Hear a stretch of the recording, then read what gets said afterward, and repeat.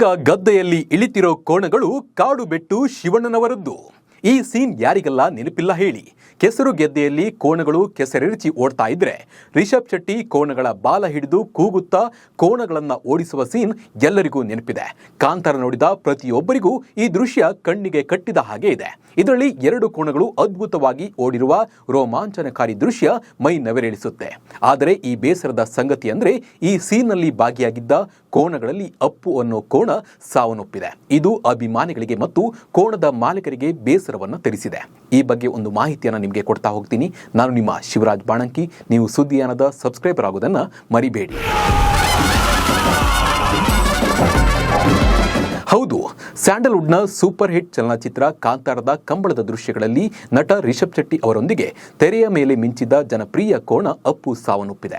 ಇದರೊಂದಿಗೆ ಕರಾವಳಿ ಭಾಗದ ಕಂಬಳ ಪ್ರೇಮಿಗಳಲ್ಲಿ ಮತ್ತು ಚಿತ್ರ ಪ್ರೇಮಿಗಳಲ್ಲಿ ತೀವ್ರ ಬೇಸರ ಮನೆ ಮಾಡಿದೆ. ಬೈಂದೂರು ತಾಲೂಕಿನ ಬೋಳಂಬಳ್ಳಿಯ ಕಂಬಳ ಪ್ರೇಮಿ ಪರಮೇಶ್ವರ್ ಭಟ್ ಅವರು ಅಪ್ಪು ಮತ್ತು ಕಾಲ ಎಂಬ 2 ಕೋಣಗಳನ್ನ ಬಹಳ ಪ್ರೀತಿಯಿಂದ ಸಾಕ್ತಾ ಇದ್ರು. ಪರಮೇಶ್ವರ್ ಭಟ್ ಅವರ ಮಗಳು ಚೈತ್ರ ಪರಮೇಶ್ವರ್ ಭಟ್ ಅವರು ಅಪ್ಪು ಕೋಣದ ಆರೈಕೆಯನ್ನ ಮಾಡ್ತಾ ಇದ್ರು. ಮೃತನಾದ ಅಪ್ಪು ಕೋಣ ಕೇವಲ ಸಿನಿಮಾಗಳಲ್ಲಿ ಮಾತ್ರವಲ್ಲದೆ ಕಂಬಳದ ಕಣದಲ್ಲಿಯೂ ಚಾಂಪಿಯನ್ ಆಗಿ ಗುರುತಿಸಿಕೊಂಡಿತ್ತು. ಸಿನಿಮಾಗಳಲ್ಲಿ ಮಾತ್ರ ಅಪ್ಪು ಹಾಗೂ ಕಾಲ ಕೋಣಗಳು ಚಾಂಪಿಯನ್ ಅಲ್ಲ, ನಿಜ ಜೀವನದಲ್ಲೂ ಸಾಕಷ್ಟು ಅವಾರ್ಡ್ ಅನ್ನು ಗೆದ್ದಿವೆ. ನೇಗಿಲು ಜೂನಿಯರ್ ವಿಭಾಗದಲ್ಲಿ 2 ಬಾರಿ ಸರಣಿ ಶ್ರೇಷ್ಠ ಪ್ರಶಸ್ತಿಯನ್ನ ಪಡೆದಿದ್ದು, ಕುಂದಾಪುರ ಭಾಗದಲ್ಲಿ ನಡೆಯುವ ಕಂಬಳದಲ್ಲಿ 5 ವರ್ಷ ಈ ಕೋಣಗಳು ಚಾಂಪಿಯನ್ ಆಗಿದ್ವು.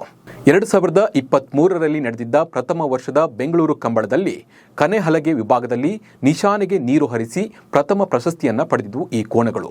ಕರಾವಳಿಯ ಬಹುತೇಕ ಕಂಬಳದಲ್ಲಿ ಕೀರ್ತಿ ಮತ್ತು ಬಹುಮಾನ ಸಂಪಾದಿಸಿದ ಅಪ್ಪು ಕೋಣ ಈಗ ಅಗಲಿದೆ.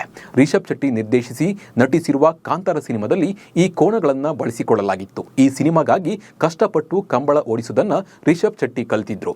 ಚಿತ್ರೀಕರಣಕ್ಕೂ ಮೊದಲಿನಿಂದಲೇ ಅಪ್ಪು ಮತ್ತು ಕಾಲ ಕೋಣಗಳ ಮೂಲಕ ರಿಷಬ್ ತರಬೇತಿಯನ್ನ ಪಡೆದಿದ್ರು. ಇವುಗಳ ಜೊತೆ ರಿಷಬ್ಗೆ ಆಪ್ತತೆ ಬೆಳೆದಿತ್ತು. ಆ ಬಳಿಕ ಸಿನಿಮಾಗಳಲ್ಲೂ ಕೋಣಗಳು ಕಾಣಿಸಿಕೊಂಡಿದ್ವು. ಆದರೆ ಈಗ ಅಪ್ಪು ಕೋಣ ಸಾವನ್ನಪ್ಪಿದೆ. ಈಗ ಅಪ್ಪು ಕೋಣವನ್ನ ಕಳೆದು ಜೊತೆಗಾರ ಕಾಲ ಮಾತ್ರ ಒಂಟಿಯಾಗಿಲ್ಲ, ಅದರ ಜೊತೆ ಅದರ ಅಭಿಮಾನಿಗಳು ಹಾಗೂ ಕಾಂತಾರ ಸಿನಿಮಾದ ಅಭಿಮಾನಿಗಳಿಗೂ ಈ ಒಂದು ಸುದ್ದಿ ಬೇಸರವನ್ನ ತರಿಸಿದೆ.